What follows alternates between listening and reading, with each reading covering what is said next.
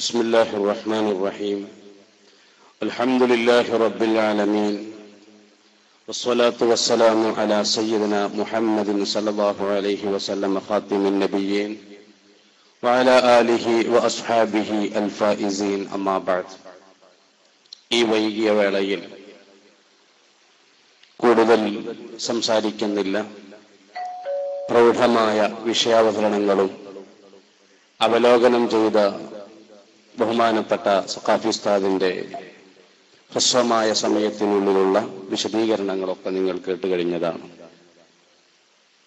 Rouhani, പ്രേതം എന്നീ പ്രയോഗങ്ങളെ അധികരിച്ച്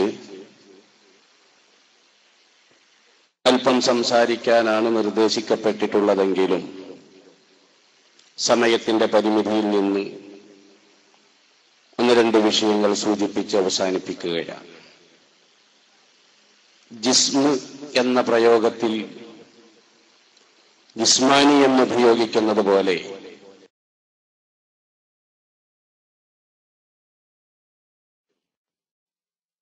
ആ 9 അർത്ഥങ്ങളിൽ വഹയ്യിന് റൂഹ് എന്ന് ഉപയോഗിച്ചിട്ടുണ്ട്. ജിബ്രീൽ അലൈഹിസ്സലാമിനെ കുറിച്ച് റൂഹ് എന്ന് ഉപയോഗിച്ചിട്ടുണ്ട്. ഖുർആനിനെ കുറിച്ച് റൂഹ് എന്ന് ഉപയോഗിച്ചിട്ടുണ്ട്. ജീവനെ കുറിച്ച് റൂഹ് എന്ന് ഉപയോഗിച്ചിട്ടുണ്ട്. നഫ്സിനെ കുറിച്ച് റൂഹ് എന്ന് ഉപയോഗിച്ചിട്ടുണ്ട്. കൽപ്പന എന്ന അർത്ഥത്തിൽ ഉപയോഗപ്പെടുത്തിയിട്ടുണ്ട്. അതുപോലെ ആനന്ദം, സന്തോഷം, എനർജി എന്നീ അർത്ഥങ്ങളിൽ ഉപയോഗിക്കപ്പെട്ടിട്ടുണ്ട്. അതുപോലെ ഉപയോഗിക്കപ്പെട്ടിട്ടുള്ള ഒന്നാണ് ത്വയ്ഫ്, പ്രേതം എന്ന അർത്ഥത്തിൽ ഉപയോഗിച്ചിട്ടുണ്ട്. യഥാർത്ഥത്തിൽ ഈ പ്രയോഗങ്ങൾ പലതും റൂഹിനുണ്ടെങ്കിൽ തന്നെ റൂഹാനി എന്ന പദം ഉപയോഗപ്പെടുത്താറുള്ളത് ഇന്ന് പലരും ധരിക്കുന്നത് പോലെ ഒരു പോത്താമ്പിയെ കുറിച്ചല്ല. യഥാർത്ഥത്തിൽ പണ്ഡിതന്മാർ വിശദീകരിച്ചതായി കാണാം, ജസദ് സൃഷ്ടിക്കപ്പെട്ടിട്ടില്ലാത്ത പ്രത്യേകതരം മലക്കുകളെ പോലെയുള്ള സൃഷ്ടികൾക്കാണ് റൂഹാനി എന്ന് ഉപയോഗിക്കുന്നത്. ഖുതുബിയ്യത്തിലൊക്കെ നമ്മൾ പറയാറില്ല, വൈലാ ഹളറാത്തി ജമീഇ മലായികത്തില്ലാഹിൽ മുഖറബീന ജിബ്രീല വമീകായില വഇസ്റാഫീല വഅസ്റാഈല വൽഹഫളത്തി വറുഹാനിയ്യീന അൽമുഅക്കലീന ബിആലമിൽ ഇൻസി വൽ ജന്നി വഖബറാഇഹിം വമദ്റസാഇഹിം മദ്ഹബു വതംറയാത്ത് വഹസ്തസ്ലിഖൂസ് വഅഹമർ വശൗഗാൽ വകശ്കശ് ഖൂസ് ബർഖാൻ ഹദലയാസ് നസ്തലസ്തൂസ് മൈമൂൻ സതൽ എന്ന് പറഞ്ഞിട്ടുള്ള ആ പ്രയോഗം ഉണ്ടല്ലോ, നിങ്ങൾ നമുക്ക് ഏട് നമ്മളിങ്ങനെ നീക്കി കൊടുക്കല്ലേ, ആ പ്രയോഗത്തിൽ വരുന്ന റൂഹാനിയീൻ മലക്കുകളെ കുറിച്ച് പറഞ്ഞതാണ്. അവ സാങ്കേതിക ഭാഷയിൽ റൂഹാനി എന്ന് ഉപയോഗിക്കുന്നത് ഇത്തരം സൃഷ്ടികളെ കുറിച്ചാണ്. എന്നാൽ പൊതുപ്രയോഗത്തിൽ പരേതരായ ആളുകളെ കുറിച്ച് പറയാറുണ്ട്.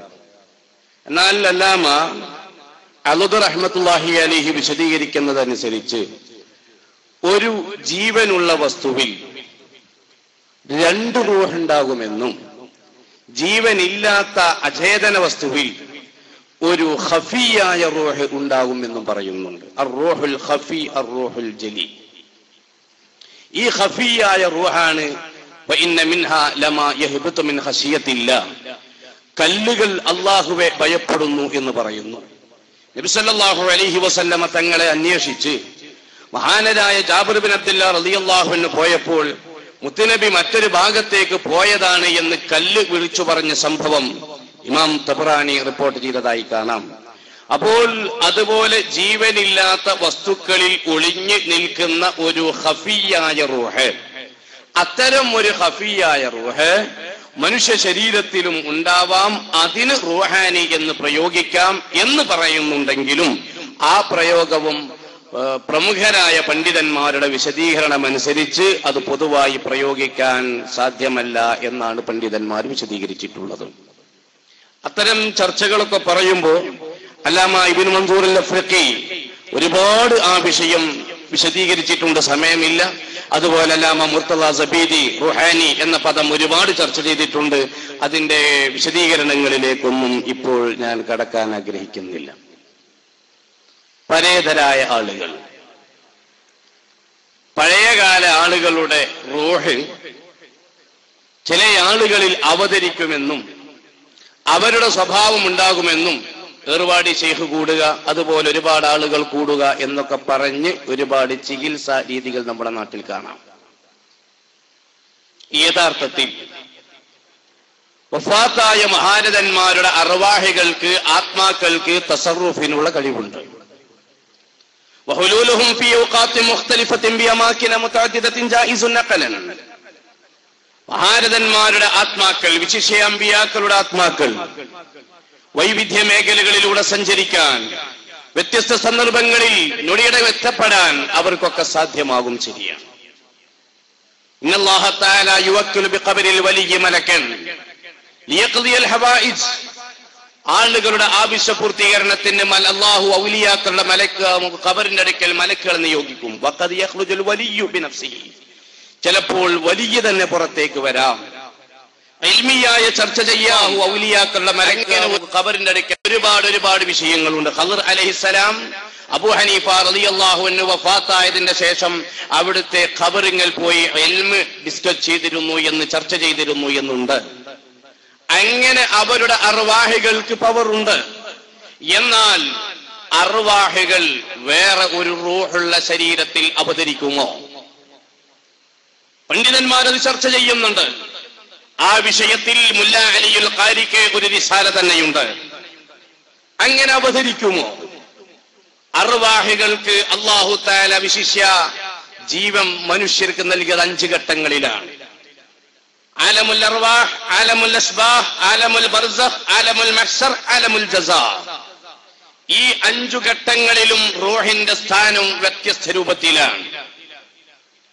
മനുഷ്യരുടെ ശരീരത്തിൽ ആലമുൽ അസ്ബാഹ്, മാതാവിന്റെ ഗർഭാശയത്തിലെ 128 ദിവസം പിന്നിടുമ്പോൾ 4-ാം മാസത്തിൽ റൂഹ് നിക്ഷേപിക്കപ്പെടുകയാണ്. അവിടെ മുതൽ മരണമെന്ന സത്യത്തിന് കീഴൊതുങ്ങുന്നതുവരെയാണ് 2-ാം ഘട്ടം. ആലമുൽ ബർസഖ്, ബർസഖിയായ ലോകത്ത് ജീവിക്കുന്നവരുടെ ആത്മാക്കൾ. ആ ആത്മാക്കൾക്ക് നിശ്ചിത സ്ഥലമുണ്ട്. മുഅ്മിനീങ്ങളാണോ ഇല്ലിയീനിലാണ്, മറ്റവരാണോ സിജീലിലാണ്. ഇല്ലിയീങ്ങളിൽ അല്ലാഹു നമ്മയൊക്കെ ഉൾപ്പെടുത്തുമാറാകട്ടെ. എന്നാൽ ഈ അർവാഹിന് പ്രത്യേകം ബന്ധപ്പെടാനും അതുപോലെ തലാഖൽ അർവാഹ് പരസ്പരം കണ്ടുമുട്ടാനും ചർച്ച ചെയ്യാനൊക്കെ സാധ്യമാകുമെന്നാണ് ഇബ്നു കസീർ തഫ്സീറിൽ രേഖപ്പെടുത്തിയ ഒരു സംഭവത്തിൽ കാണാം. ബഹുമാനപ്പെട്ട ജഹബരി റളിയല്ലാഹു അൻഹുവിന്റെ പ്രിയപ്പെട്ട കൂട്ടുകാരൻ, ഞാൻ 2 വർഷത്തിന് ശേഷം ബഹുമാനപ്പെട്ടവരെ സ്വപ്നത്തിൽ കണ്ടപ്പോ എന്തൊക്കെയാണ് വിശേഷം? അൽഹംദുലില്ലാഹ്, ഞാൻ റൗളത്തും മിൻ റിയാദിൽ ജന്നയിലാണ്. എന്നാലും ഇൽമ് ചർച്ച ചെയ്യാൻ വേണ്ടി പണ്ഡിതന്മാരുടെ അടുക്കലേക്ക് ഞാൻ പോവാനുള്ള അവസരം എനിക്ക് അല്ലാഹു നൽകിയിട്ടുണ്ട് എന്ന് പറഞ്ഞിട്ടുണ്ട്. എന്നാൽ ഈ അർവാഹികൾ മറ്റൊരു ശരീരത്തിൽ വരുമോ? ഇല്ല എന്നുള്ളതാണ് ഇമാം സുയൂത്തി തങ്ങൾ പ്രമാണങ്ങൾ ഉദ്ധരിച്ചു പറയുന്നത്. ഇല്ല എന്നാണ് അല്ലാമ സൈനുൽ ഇറാഖി തങ്ങൾ പ്രമാണങ്ങൾ ഉദ്ധരിച്ചു പറയുന്നത്. ഇല്ല എന്നാണ് അബൂബക്കർ ശാമി റളിയല്ലാഹു അൻഹു പ്രമാണങ്ങൾ ഉദ്ധരിച്ചുകൊണ്ട് പറയുന്നത്. കാരണം ഓരോ അർവാഹികൾക്ക് ഓരോ മേഖലയുണ്ട് എന്നതാണ്. അതുകൊണ്ട് തന്നെ എന്നിൽ ആ മഹാനാണ്, ഈ മഹാനാണ് എന്ന് പറഞ്ഞുകൊണ്ടുള്ള വിശദീകരണത്തെ കുറിച്ച് സൂക്ഷ്മത പാലിക്കേണ്ടതുണ്ട് എന്നുണർത്തുകയാണ്. പിന്നെ കഴിഞ്ഞുപോയ വല്യുപ്പയുടെ സംസാരത്തിലോ ശൈലിയിലും അവരുടെ രൂപത്തിലോ അവരുടെ ഭാവത്തിലോ മറ്റു വല്ല വിഷയങ്ങളിലോ വല്ല വിശദീകരണം നടക്കുന്നുണ്ടോ? അവരുടെ ശരീരത്തിലുള്ള കരീനിന്, എന്റെ ശരീരത്തിലുള്ള കരീനിന് എന്റെ സ്വഭാവം അറിയാം, എന്റെ രൂപമറിയാം, എന്റെ ഭാഷയറിയാം, എന്റെ എല്ലാം അറിയാം. അതുപോലെ ആ പഴയകാല ആളുകളുടെ കരീന് അവരായി രൂപാന്തരപ്പെടാൻ സാധ്യതയുണ്ട് എന്നാണ് ബഹുമാനപ്പെട്ട ശാലിയാത്തി റളിയല്ലാഹു അൻഹു അവിടുത്തെ ഫത്താവൽ അസീറിയിൽ ചെറിയൊരു വിശദീകരണം നൽകിയിട്ടുണ്ട്. അതുപോലെ പണ്ഡിതന്മാർ വിശദീകരിക്കുന്നുണ്ട്. ബഹുമാനപ്പെട്ട ഇബ്നു അബ്ബാസ് റളിയല്ലാഹു അൻഹുമയോട് ബഹുമാനപ്പെട്ട മുജാഹിദ് റളിയല്ലാഹു അൻഹു ചോദിച്ചു, നിസ്കരിക്കുന്ന സമയത്ത് എന്തിനാണ് എന്റെ മുമ്പിൽ വന്ന് നിങ്ങൾ ശല്യപ്പെടുത്തുന്നത്? ഇബ്നു അബ്ബാസ് തങ്ങളാകുന്ന ഗുരുവര്യരോട് ചോദിച്ചപ്പോ, ഇനി കണ്ടാൽ നീ അടിച്ചോ എന്ന് പറഞ്ഞു. ഇബ്നു അബ്ബാസ് റളിയല്ലാഹു അൻഹുവിന്റെ രൂപത്തിൽ പിശാച് പ്രത്യക്ഷപ്പെട്ടതാണ്. ഖദർ അലൈഹിസ്സലാമിന്റെ രൂപത്തിൽ പ്രത്യക്ഷപ്പെടാം, ഗൗസുൽ രൂപത്തിൽ പ്രത്യക്ഷപ്പെടാം, മുത്തുനബിയുടെ രൂപത്തിൽ പ്രത്യക്ഷപ്പെടാറില്ല. അങ്ങനെ പ്രത്യക്ഷപ്പെടാം. അതുകൊണ്ട് തന്നെ ആരെങ്കിലും ഇങ്ങനെ പഴയകാല ആലിമീങ്ങളുടെയോ ഔലിയാക്കളുടെയോ അഇമ്മത്തിന്റെയോ റൂഹുകൾ എന്നിൽ നിഷിദ്ധമാക്കപ്പെട്ടിട്ടുണ്ട് എന്ന് പറഞ്ഞ് വാദിക്കുകയാണെങ്കിൽ അവർ ഏറ്റവും തോന്നിവാസികളായ ആളുകളിൽപ്പെട്ടവരാണ് എന്ന് ഉറപ്പിക്കണം, തറപ്പിക്കണം എന്നാണ് അല്ലാമ ഷഅറാനി റളിയല്ലാഹു അൻഹു അത് സംബന്ധമായി വിശദീകരിച്ചിട്ടുള്ളത് എന്ന് സാന്ദർഭികമായി ഉണർത്തുകയാണ്. അപ്പൊ എന്റെ പ്രിയപ്പെട്ട സഹോദരന്മാരെ, പ്രിയപ്പെട്ട സുഹൃത്തുക്കളെ, ഇത്തരം വിഷയങ്ങളൊക്കെ ഒരുപാട് ചർച്ച ചെയ്യപ്പെടേണ്ട വിഷയമാണ്. സമയത്തിന്റെ പരിമിതിയിൽ നിന്നുള്ളത് കൊണ്ട് ഞാൻ ആ വിഷയത്തിലേക്കൊന്നും കടക്കുന്നില്ല. അല്ലാഹു റബ്ബുൽ ഇസ്സത്ത് നമുക്ക് എല്ലാ മേഖലയിലും നന്മ പ്രദാനം ചെയ്യുമാറാവട്ടെ എന്ന് മാത്രം ഈ സമയത്ത് ഓർമ്മപ്പെടുത്തിക്കൊണ്ട് ഈ മഹത്തായ സംരംഭത്തിന് എല്ലാവിധ ഭാവുകങ്ങളും നേർന്ന് വാഖിറു ദഅവാന അനിൽ ഹംദുലില്ലാഹി റബ്ബിൽ ആലമീൻ. അസ്സലാം.